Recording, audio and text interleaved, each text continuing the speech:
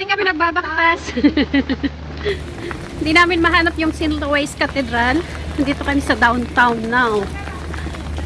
Hello, hello, hello. Halo, halo, halo. Hello, hello.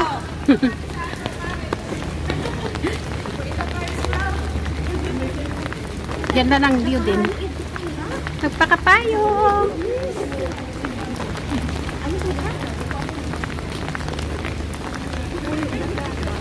Baktas kami, baktas. Naglalakad. Hinahanap namin yung St. Louis Cathedral.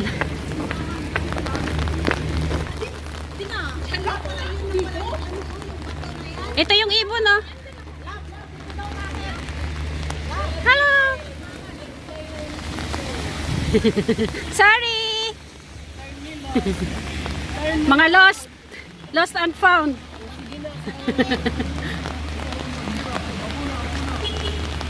Jabo na? Ayan na siya lang. Ayan na. Ito na, dito na si Father.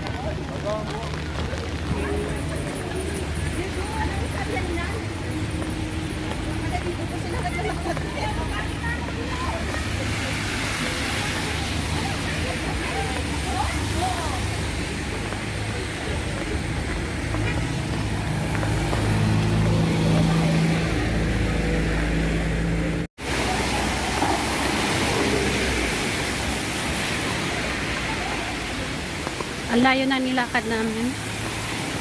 Ayan, oh. We're still walking.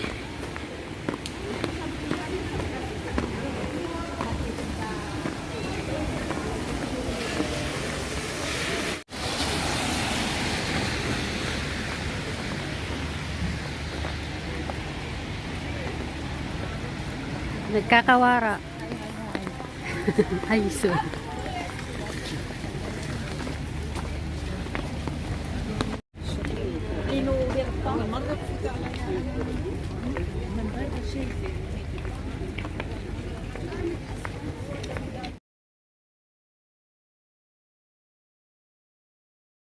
Moi, chez nous, comme notre espoir est en toi.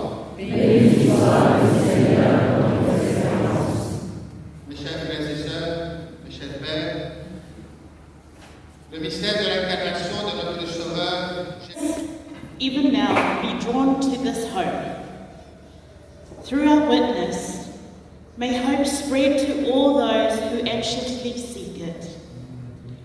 May the way we live our lives say to them in so many words, hope in the Lord,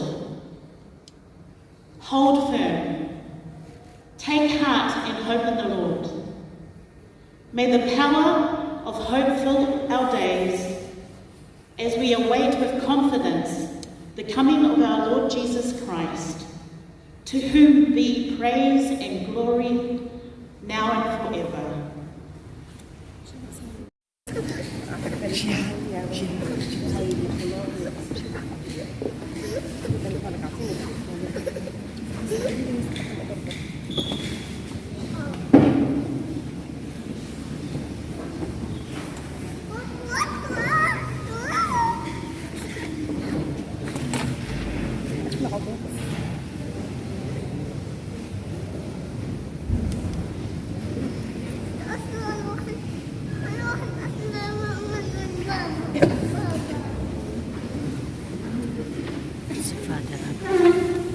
Si Father Abdullah.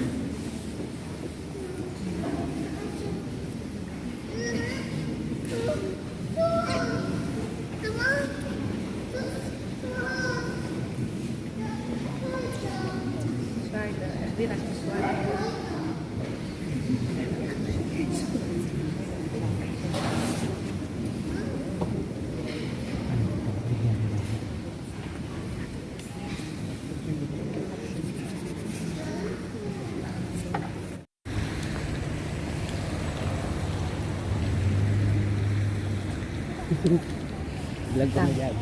Yes. Ganda.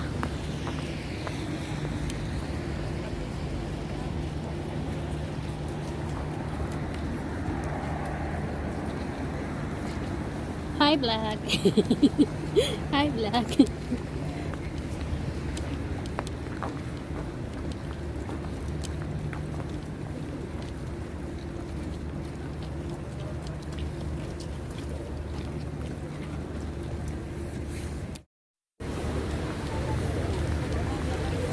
We're in downtown.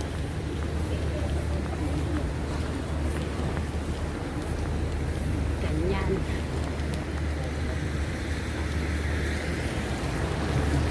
Kaparada. Live from... Ano ba?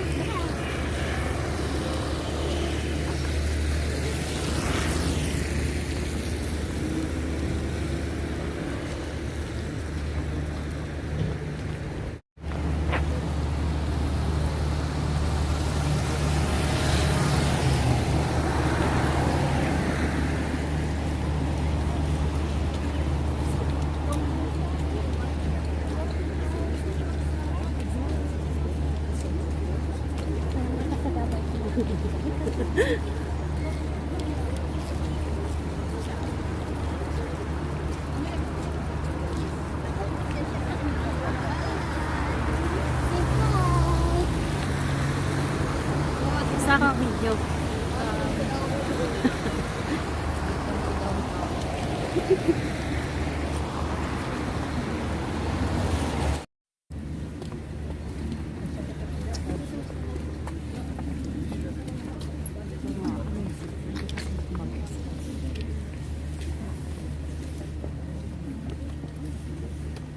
Dapat makakita tayo sa taas. Daw pumunta na dito. Kaya pasok tayo. Kailan kita pagburog lang.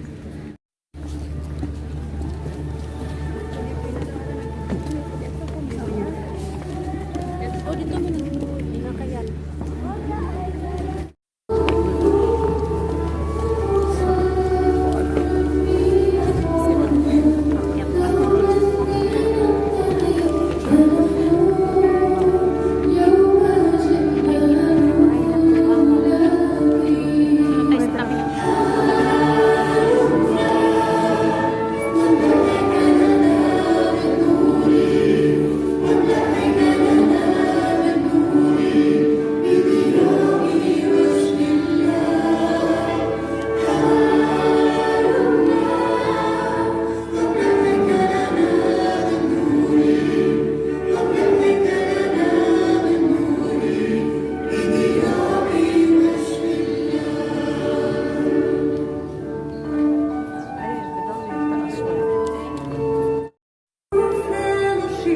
There's a place where God's people come together when the Spirit of the Lord descends and binds our hearts as one, and we feel refreshed with holy passion. Nous allons en être aspergés en mémoire de notre baptême. Que Dieu nous vienne en aide afin que nous demeurions fidèles à l'Esprit que nous avons reçu.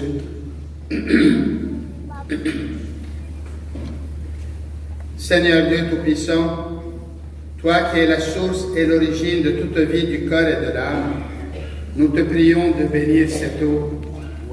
Nous y recourons avec confiance pour implorer le pardon de nos fautes et obtenir la protection de ta grâce contre toute maladie et contre les embûches de l'adversaire. Dans ta miséricorde, Seigneur, ne cesse pas de faire jaillir pour nous les eaux vives du salut.